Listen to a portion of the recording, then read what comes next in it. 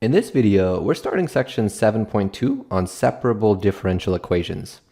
Our goals are to define what differential equations are, to recognize whether a differential equation is separable or not, and we'll mostly focus on doing examples where we set up and solve differential equations. All right, so in this video, we will focus on what a differential equation is, and we'll motivate this with an example. So here's the scenario. In the last week of March 2020, the number of people testing positive for COVID-19 each day in the US was approximately 32% of the total number of people who had already tested positive. So that is saying that the number of people who test positive each day is dependent on the number of people who have already tested positive up until that point.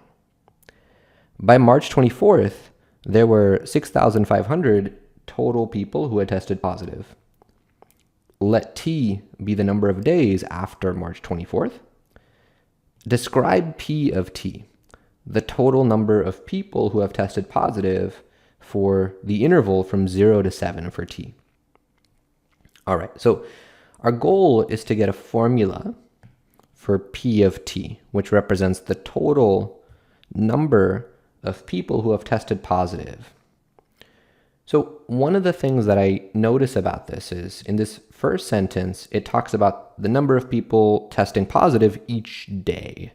And I'm going to highlight that phrase, each day, because that is telling me the rate at which, the number of people who have tested positive is changing. Like how much is it going up?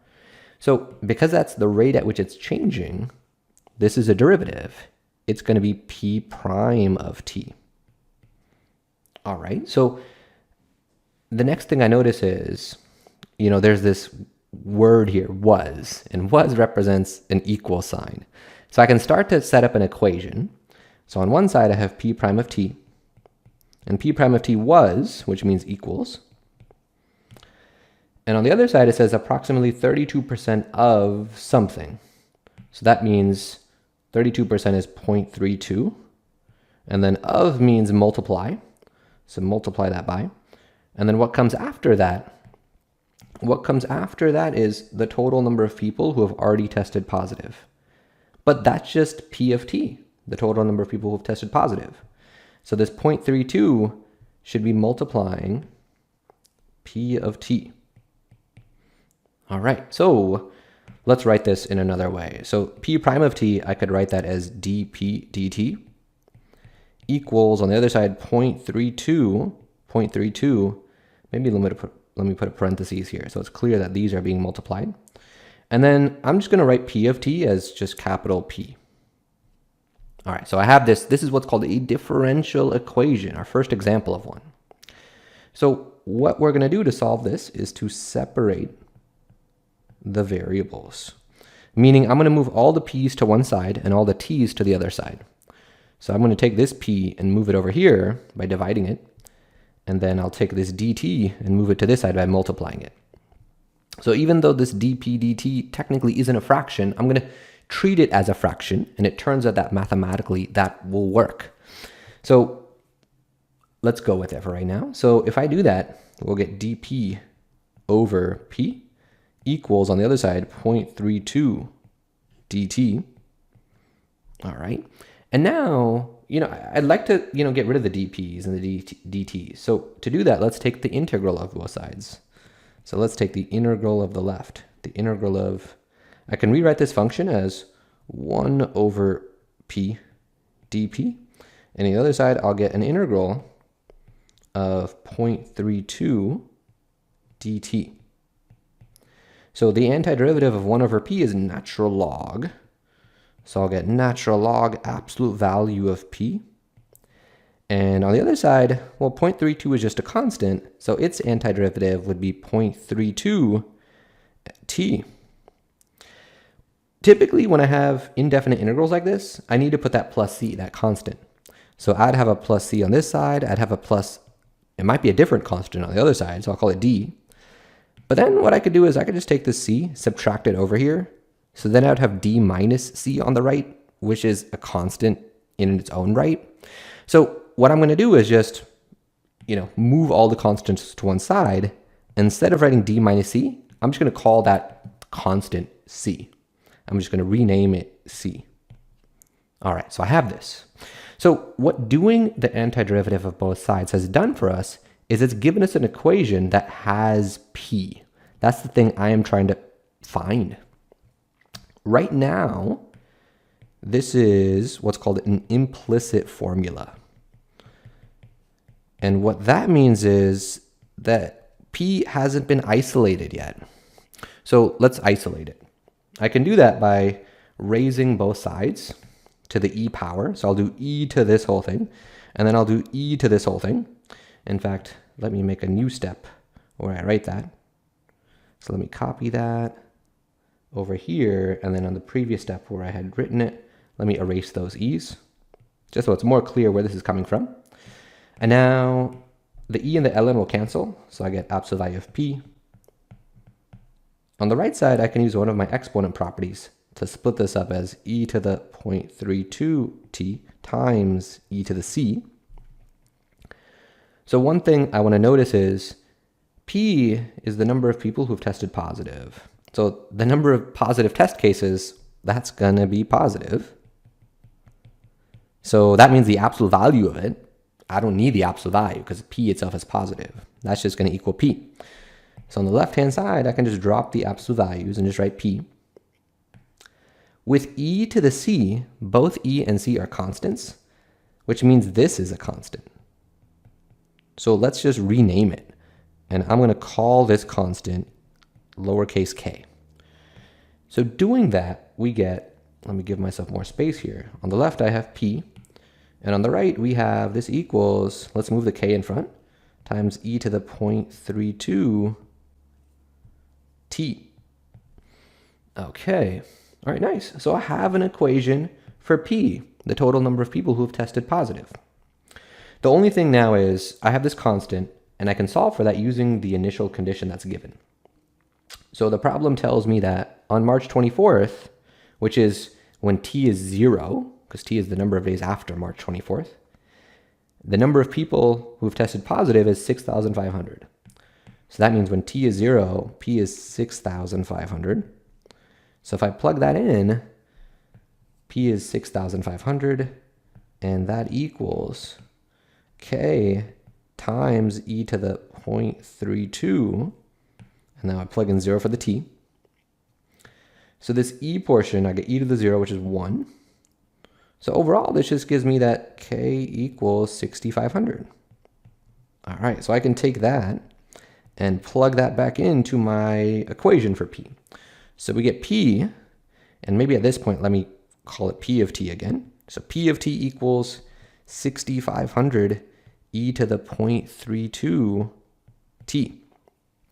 And we got it. We have an equation for p of t for the number of people who have tested positive on this time interval. Okay, so that is one of the things that this is called solving the differential equation allows us to find an equation for this variable that we didn't initially have. All right, so now follow-up question. How many cases were there on March 29th? So March 24th is when this started. That's t equals 0. So March 29th is 5 days after. So that would mean that t is 5. T is 5, and I'll take that and I'll plug it in.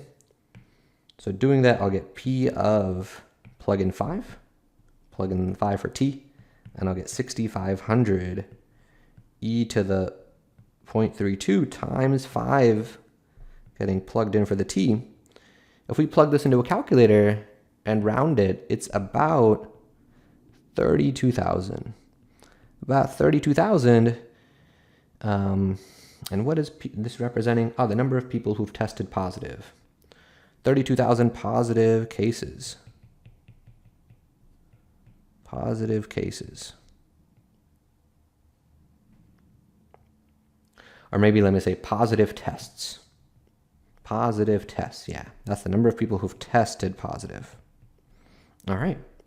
So for the purposes of this problem, it says that this function applies on this interval from 0 to 7, because that's where this initial data came from. It turns out that after that week, this function could be improved by obtaining more data. All right, so this was an example of a differential equation, which is an equation that relates a function to its derivative. So it'll have the original function in it, p, and it may have its derivatives. Like here, it had the first derivative of p in it. There's other differential equations where it might have a second derivative or a third derivative. So let's take a look at another example. So I'm going to flip it to this next page. And here, let's find a solution to these three differential equations. Part A says I need f prime of x to equal f of x. So I want to have you think about this first. Can you think of a function whose derivative equals that original function? So pause the video for 30 seconds to try that. And if you find one such function, try to find a second, because there's more than one. So pause it in 3, 2, 1, and try it. Okay, so hopefully you tried it. So that function is e to the x, because its derivative is just itself.